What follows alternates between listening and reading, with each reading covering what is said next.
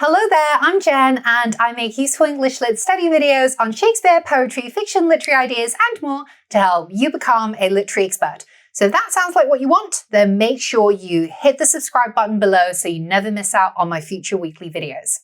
So recently I made a video on how you can use AI to supercharge your English Lit revision, specifically by using the example of an inspector calls and looking at how we could use AI, specifically a large language model LLM like GPT or DeepSeek, to analyze past paper questions, organize quotations from text, and come up with a clear essay structure for us to do practice writing. Now, one of the most common challenges that I hear from students is not knowing how to structure their essay.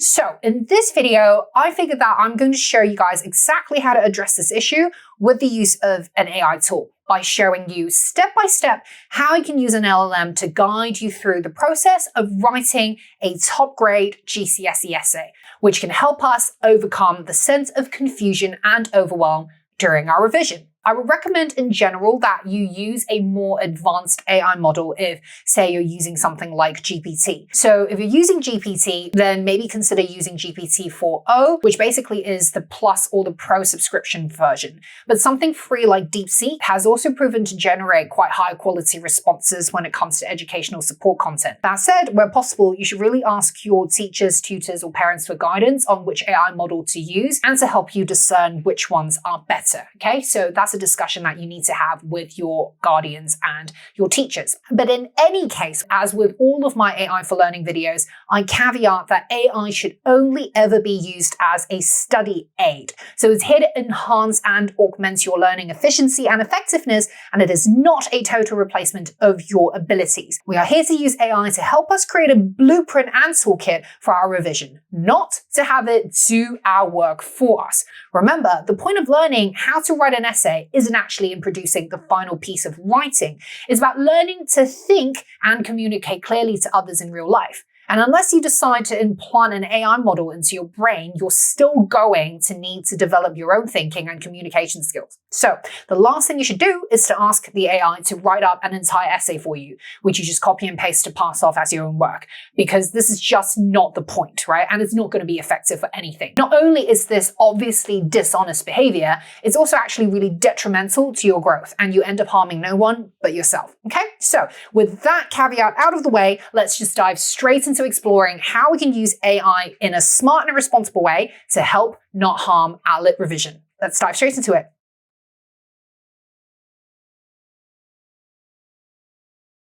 So the first step to achieving success with anything is to know what is required of us, right? And when it comes to the GCSE exam, the good thing is that the requirements are actually very clear. They're specified in the assessment objectives and the marking scheme, which are freely accessible on the exam board's website.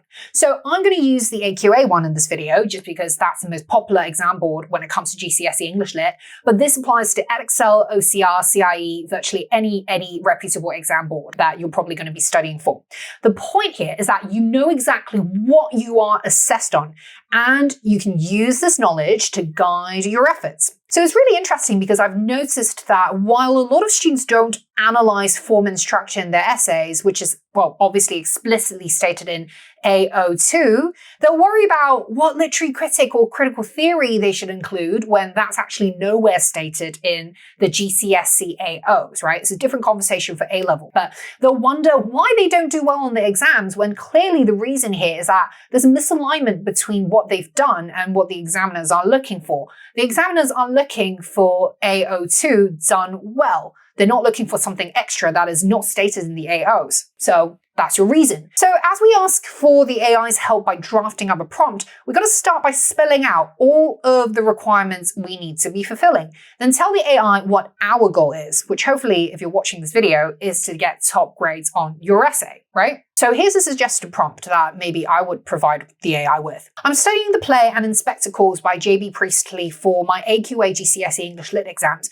and below are the assessment objectives for this text. So I list out all of the AOs as copied from the marking scheme. Now we need to tell the AI what our goal is, and well, that's to get the highest possible level on the AIC question, right? So let's find the descriptors for level 6, the highest level, from the marking scheme. And we're going to tell the AI by following up in our prompt.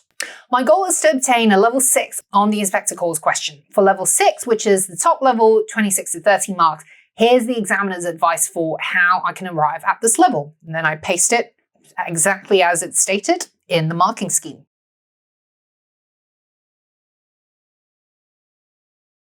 So with all of this context about requirements and goals in place, we can now communicate what it is that we need. Say I want clearly structured essay plans for 5 key themes in an inspector calls. So here's what I'm going to say in my prompt. Based on these requirements, please prepare 5 essay plans on the following topics from the play, ensuring that I meet all the assessment objectives to a top level. Present the essay plans in a clear and structured way for me to use and adapt for different questions on the exam. And then I list out these 5 key themes that perhaps I think are most likely to appear on the exam. And if you want tips on how to analyze past paper questions and predict future questions with AI, you can watch my previous part 1 video. So anyway, with all of these 5 themes I've picked out, let's see what GPT comes up with.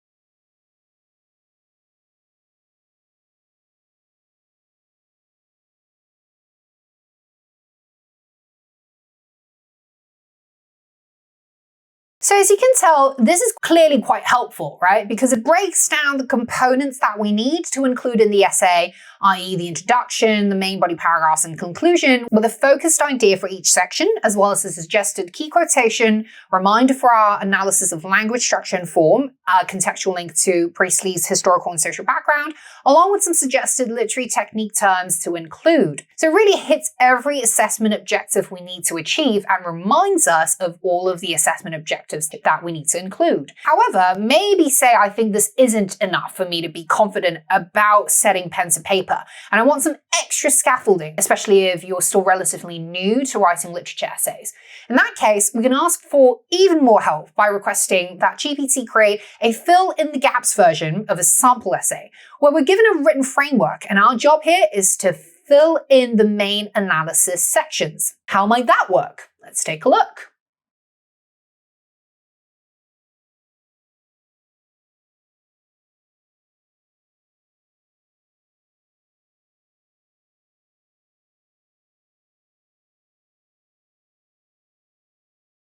Yep, now I can hear beyond the screen some teachers groaning at the very sight of this, right? Because in a way, it's almost too much of a spoon-feeding approach.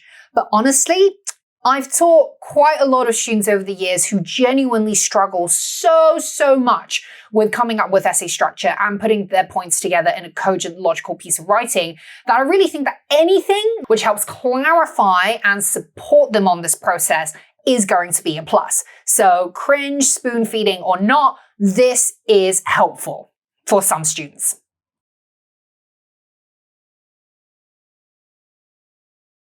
So with this fill-in-the-gaps essay structure on responsibility in AIC, I decided to put on the hat of a student, and actually I timed myself writing up the essay with the help of this framework. And frankly, I must say, I found it really helpful, even in terms of preventing me from going off on a tangent and keeping me focused on explaining the point of each paragraph. And this is another benefit, actually, of using a scaffold like this, because I've noticed that a lot of students tend to go off topic when they write essays, right? So the structural constraint offered by this framework is going to help you stay focused on answering the question, which in and of itself is such a helpful benefit. So what I've actually also noticed from writing this fill-in-the-gaps essay is that while I started off being a bit gingerly and conservative with just filling in each blank provided by the AI structure, as I eased into the flow of writing, I began to rephrase some of GPT's wording and even added sentences that I felt would help bolster my point. So what this suggests to me, right, is that rather than enabling an unhealthy reliance on AI creativity created templates for essay writing, using this approach could in fact empower students with a greater sense of confidence when they write, to the point where once they get the hang of the formula and the process of it all, they'll be able to do this themselves on autopilot and eventually be able to write without the need of so much scaffolding. So when you think about it, this is really not that different from just having to read, say, like a how-to manual from IKEA when you're assembling furniture. It breaks down each step in the process and sometimes even down to where each nail and screw should go where, right? So that we can ultimately put together and assemble a functioning table or cabinet or chair. Your GCSE essay is a piece of furniture, and this AI-generated essay template is a how-to manual that you can now generate to help yourself get good at the process of exam essay writing. Just remember to actually time yourself when you're writing up this essay, and you want to set a timer for, I think, about 15% less than the actual time you're given for this task on the exam. Because here, of course, you're writing with added help. So say if you would budget around, say, like 45 minutes for this AIC question on the exam, then with the scaffolded essay practice, you should spend maybe no more than 30 minutes. So set your timer accordingly to keep yourself accountable. Because writing an essay under timed pressure is obviously a very different beast from writing without any timed constraints, right? So make sure you are trying your best to simulate the exam conditions as much as possible when you're doing your revision. Otherwise, your essay writing practice isn't actually going to be very effective in terms of helping you ace your exams, right? Because you're just writing maybe here and there across like 2-3 hours or even like a day or two, then that has actually very little relevance or resemblance to what's actually going to happen in the exam.